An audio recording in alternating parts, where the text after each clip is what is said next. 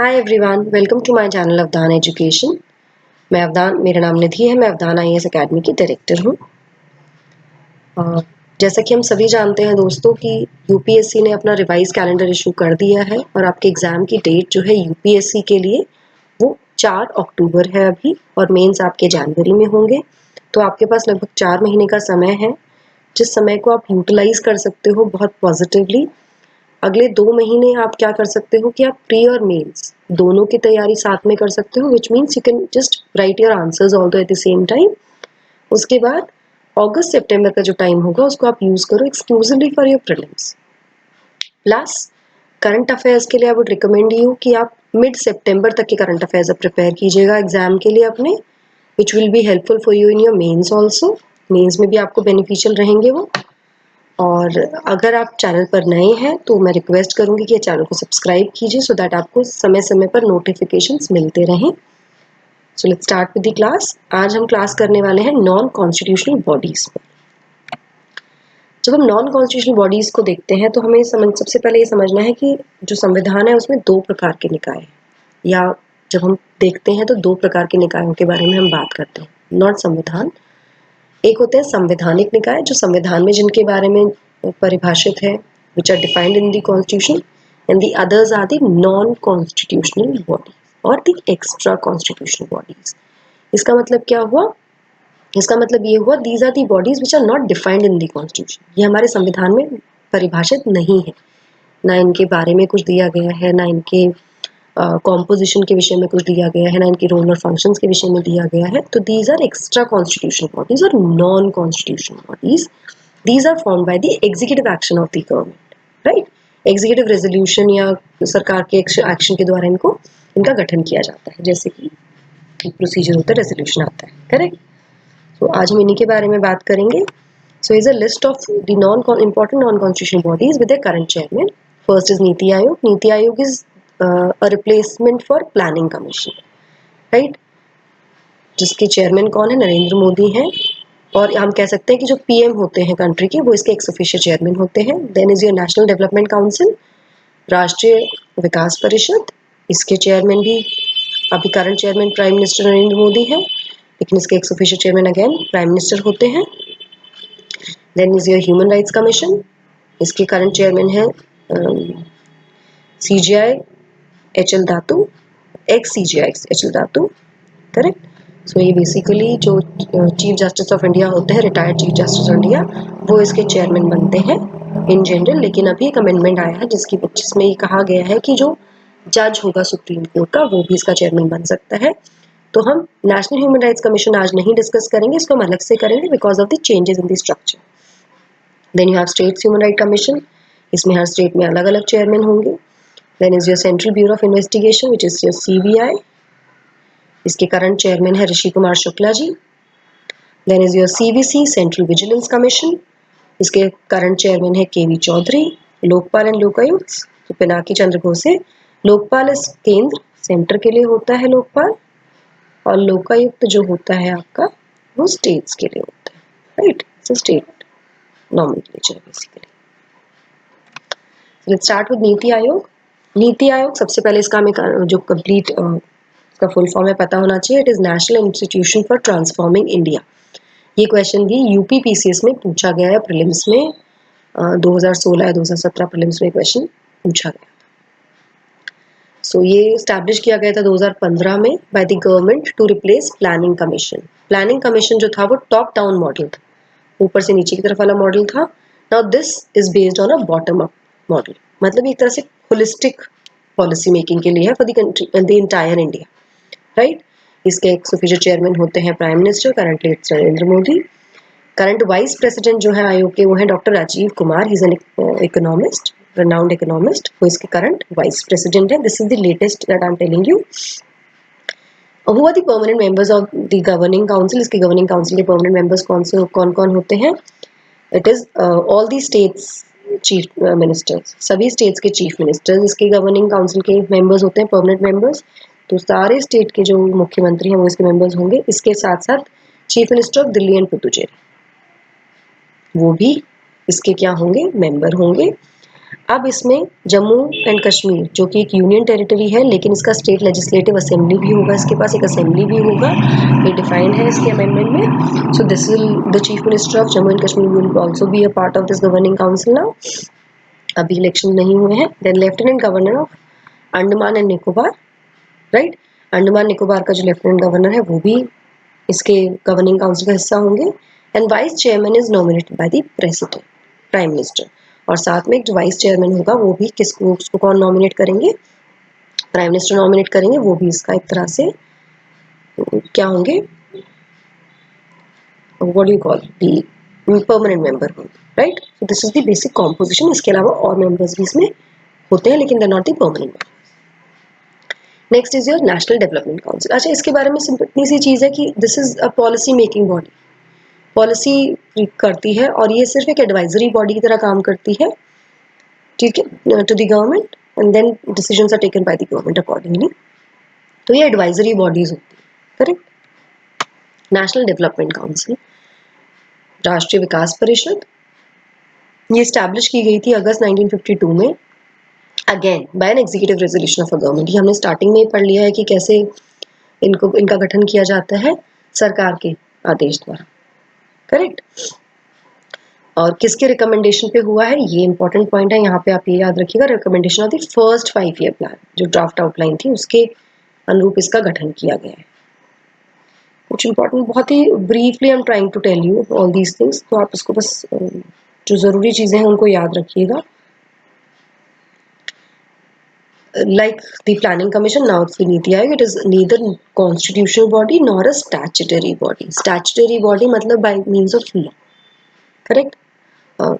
संवैधानिक निकाय भी नहीं है और सैद्धांतिक निकाय भी नहीं है, ये एग्जीक्यूटिव रेजोल्यूशन से आई हुई बॉडी, करेक्ट, लेकिन ये एक्स्ट्रा कॉन्स्टिट्यूशनल बॉडी ही है। एनडीसी का जो कॉम्पोजिशन है उसमें कौन कौन है, पीएम ऑफ इंडिया चेयरमैन या हेड होते हैं, ऑल यूनियन कैबिनेट मिनिस्टर, जितने भी यूनियन कैबिनेट के मिनिस्टर्स हैं आफ्टर 1967 वो इसके सब क्या हो गए, मेंबर्स हो गए।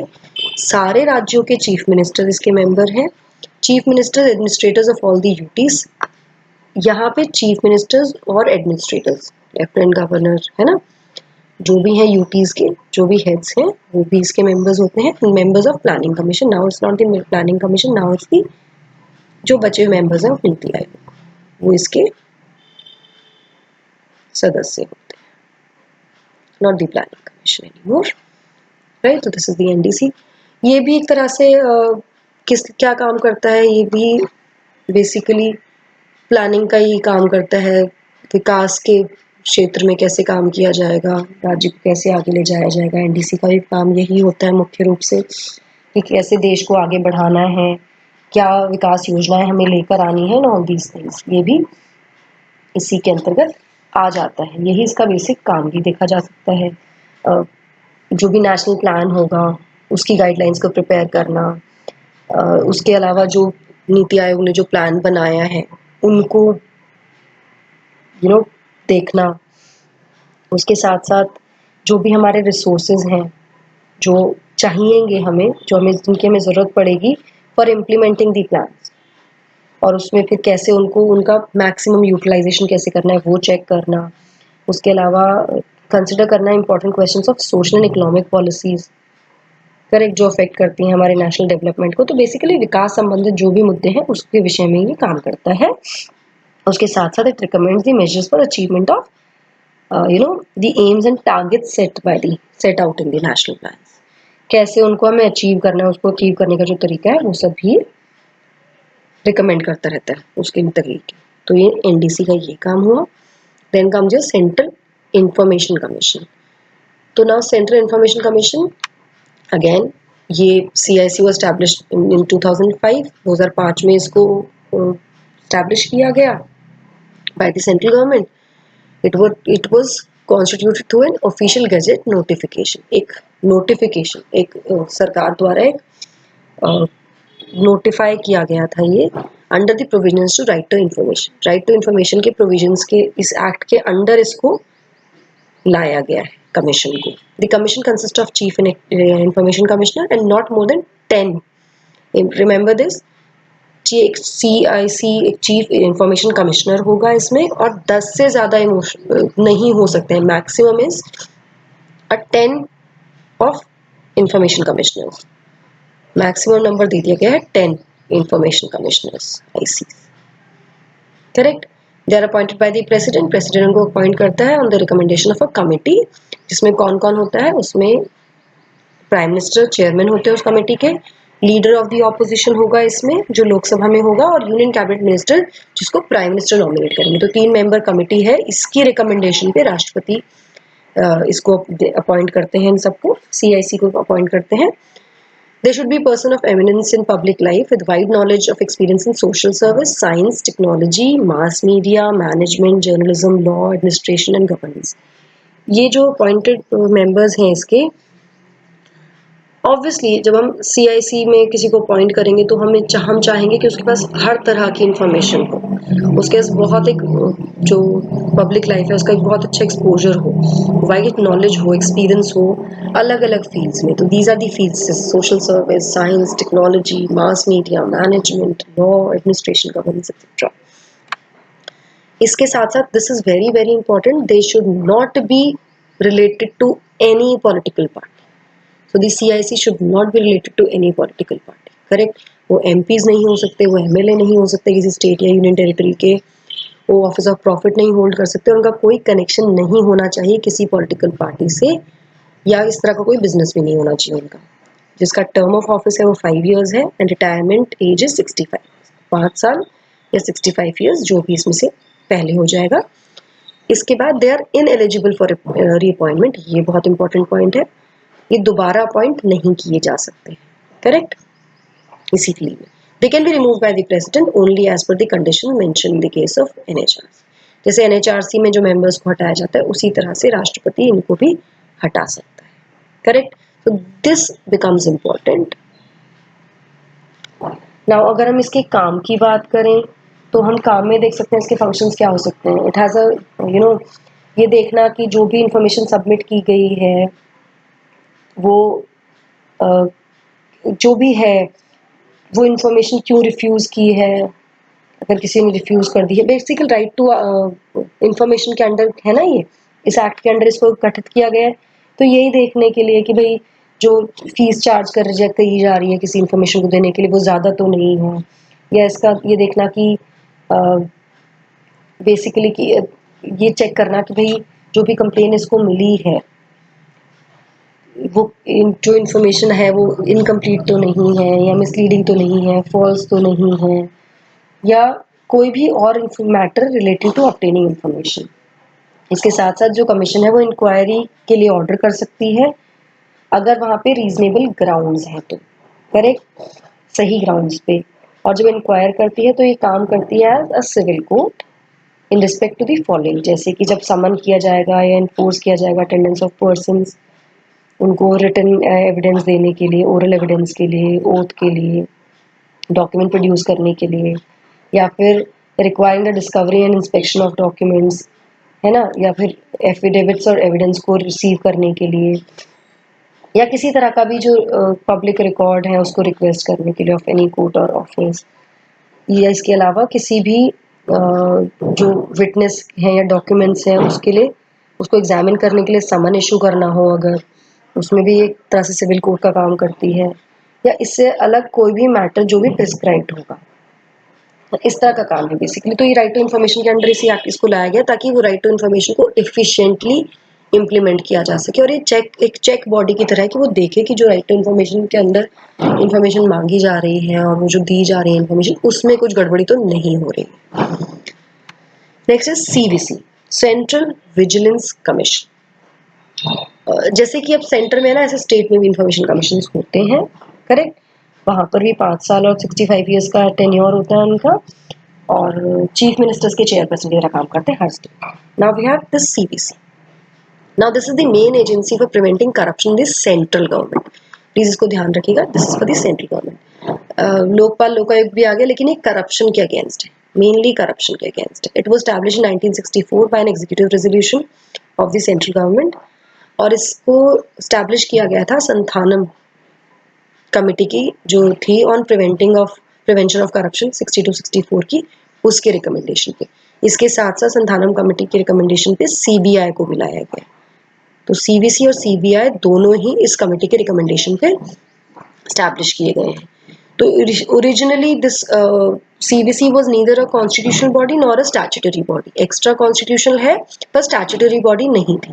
लेकिन सितंबर 2003 में पार्लियामेंट ने एक लॉ कन्फर किया, लॉ के द्वारा इसको स्टैट्यूटरी स्टेटस दे दिया, सैद्धांतिक स्टेटस दे दिया गया इसको। Correct, now it is a statutory body. Extra constitutional तो है लेकिन अभी स्टैट्यूटरी बॉडी की तरह है, सिर्फ एक रेजोल्यूशन की तरह नहीं है गवर्नमेंट की, अभी पार्लियामेंट से लॉ इनैक्ट होकर एक बॉडी बनी। करेक्ट, तो ये डिफरेंस भी है। Now, CVC is a multi-member body consisting of a commissioner, Central Vigilance Commissioner, who is the chairperson, and not more than 2 vigilance commissioners. तो 2 से ज़्यादा मैक्सिमम इस यहाँ पे 2 विजिलेंस कमिश्नर्स होंगे और सीवीसी एक चेयरपर्सन होगा। They are appointed by the president, again इनका अपॉइंटमेंट प्रेसिडेंट के द्वारा किया जाता है on the recommendation of a 3 member committee, जिसमें कौन कौन होगा, प्राइम मिनिस्टर होंगे, एक union minister of home affairs होंगे और लीडर ऑफ द ऑपोजिशन होगा। ये प्लीज कॉम्पोजिशन जो कमेटी का है वो आप याद रखिएगा। Correct, they hold office for a term of 4 years और till the age of 65 years, जो भी पहले होगा, और अपने टेन्योर के खत्म होने के बाद they are not eligible for any further employment under central और स्टेट गवर्नमेंट। ये किस लिए किया जाता है? ये इसलिए किया जाता है ताकि जब ये सीबीसी काम कर रहा है as a statutory body, independent body, तो ये किसी भी तरह के प्रेशर में ना हो, किसी तरह का इसको ल्योर ना किया जाए फॉर फर्दर अपॉइंटमेंट्स। इसलिए इसको आगे खत्म, इनका टेन्योर खत्म होने के बाद they are ineligible for any kind of employment. Right, next is your central bureau of investigation which is CBI. CBI को हेड किया जाता है एक डायरेक्टर। ये एक जो आपका पुलिस है उसकी ही तरह एक बॉडी है। इसका हेड होगा director, he is assisted by special director और एडिशनल डायरेक्टर, जिसके साथ साथ इसमें नंबर ऑफ जॉइंट डायरेक्टर्स होंगे, डिप्टी इंस्पेक्टर्स होंगे, सुपरिटेंडेंट्स ऑफ पुलिस होंगे, और जो इस तरह के और रैंक्स हैं जैसे नॉर्मल इंस्पेक्टर्स और हवलदार, इस तरह के पर्सन भी इसमें होंगे। इसका एस्टैब्लिशमेंट भी किस लिए किया गया, किसके द्वारा किया गया था? On the recommendation of Santhanam committee again. Correct, इसका मेन काम क्या है? यही चेक करना, केसेस में जाना, और मेन फंक्शंस क्या है? Investigating cases of corruption, bribery और misconduct of central government employees. Correct, उसके अलावा ऐसे केसेस में इंटरवीन करना जहाँ पे कुछ गड़बड़ की गई है, जो फिजिकल इकोनॉमिक लॉज है उसमें, एक्सपोर्ट इम्पोर्ट में, या आपका कस्टम, सेंट्रल एक्साइज में, इनकम टैक्स में, एक्सेट्रा एक्सेट्रा। इनको वैसे तो अलग रखा जाता है पर ये इसके लिए रिक्वेस्ट करने पर सीबीआई वर्क्स। राइट, इसके अलावा जो सीरियस क्राइम्स होते हैं, कई बार आपने देखा भी होगा कि जब पुलिस क्राइम सॉल्व कर रही होती है वो बहुत इंटेंस हो जाता है, बहुत हाइप्ड हो जाता है, तो केस सीबीआई को ट्रांसफर कर दिया जाता है because CBI works as an independent organisation. Correct, और इसके अलावा taking up the request of the state government और any public importance for the investigation. जब भी इनको रिक्वेस्ट किया जाता है इन्वेस्टिगेशन के, this body comes in between. ठीक, तो बेसिकली अलग अलग केसेस के लिए है। It can be for corruption, bribery, for the criminal cases and all those things. Next is a Lokpal and Lokayukta. Lokpal again एक ऐसी बॉडी है जो कि किस लिए की गई थी, इसलिए स्टार्ट की गई थी, इसको लेकर बहुत सारे एजिटेशंस हैं। अगर आपको याद होगा 2013-14 में बहुत एजिटेशंस हुए इसको लेकर। ये एक ombudsman हेड की तरह काम करती है अगेंस्ट करप्शन। तो लोकपाल क्या है? लोकपाल आपका केंद्र के लिए, लोकायुक्त आपका राज्यों के लिए है। तो Lokpal it consist of a chairman and up to 8 members. इसका एक चेयरमैन होगा और 8 सदस्यीय निकाय होगा, अप टू मैक्सिमम 8 मेंबर्स। उन 8 में से भी 50% जो मेंबर्स होंगे वो SCs, STs, OBCs, माइनॉरिटीज और विमेन। तो 50% of members have to be these people, 50% members normal होंगे और एक चेयरपर्सन होगा। जो चेयरपर्सन होगा लोकपाल का should be the former chief justice of India, या सुप्रीम कोर्ट का जज होगा, या फिर कोई ऐसा पर्सन होगा जो बहुत हाई इंटीग्रिटी और आउटस्टैंडिंग एबिलिटी वाला होगा, उसके पास स्पेशल नॉलेज और एक्सपर्टीज होगा ऑफ मिनिमम 25 साल, नॉट 15, 25 साल का एंटी करप्शन के मैटर्स को लेकर, पब्लिक एडमिनिस्ट्रेशन को लेकर, इन्वेस्टिगेशन विजिलेंस को लेकर, फाइनेंस को लेकर, जिसमें कि आपका बैंकिंग इंश्योरेंस भी आ जाएगा, लॉ और मैनेजमेंट। तो ये स्पेशल उसके पास इनमें से एक्सपीरियंस होना चाहिए। ये जुडिशियल मेंबर ऑफ लोकपाल, जो जुडिशियल मेंबर्स होंगे लोकपाल के, दे can be either a former जज ऑफ सुप्रीम कोर्ट और former chief justice of high court, ये भी हो सकते हैं। It's, I am not talking about the chairman chief justice of India होगा या फिर फॉर्मर जज होगा सुप्रीम कोर्ट का, करेक्ट, या फिर कोई व्यक्ति होगा जिसके पास एक्स्ट्रा ऑर्डिनरी इन्फॉर्मेशन और एक्सपीरियंस होगा और 25 साल का उसको एक्सपीरियंस होगा एंटी करप्शन इस तरह के मैटर्स में।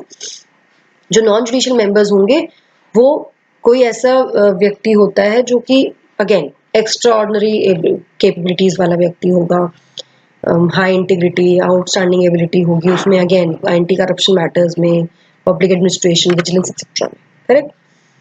जो इसका ऑफिस है लोकपाल का के चेयरमैन का और मेंबर्स का, वो 5 साल है और till the age of 70 years, जो भी पहले होगा, करेक्ट, 5 साल, 5 ईयर्स और 70 ईयर्स की एज तक,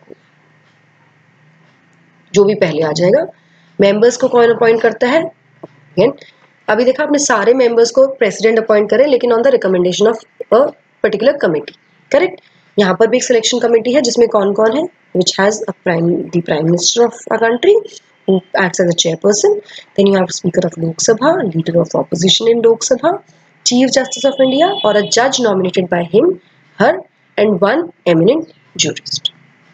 तो इसकी सिलेक्शन कमेटी की है।